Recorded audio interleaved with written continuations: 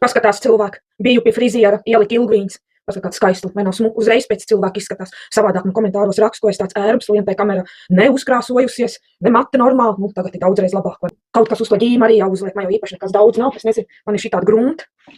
Šita te, es jau iesmērēju to pamatu, nu špakteli obligāti vajag. Man jau nav tas kosmētikas špaktels, bet es nu veco paņēmu šito špakteli.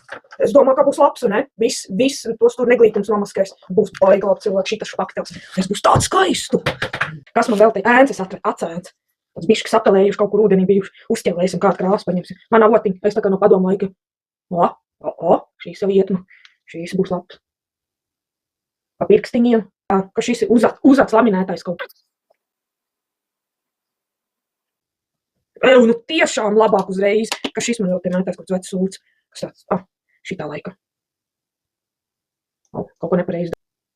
Tā uzķēlēsim šite. Laikam vajadzēja man to gruntu vairāk uzlikt. Es jau iesācu, es tikai mācos, es klausu. Visi šitos komentārus, es jūs tā klausu cilvēku. Lūps.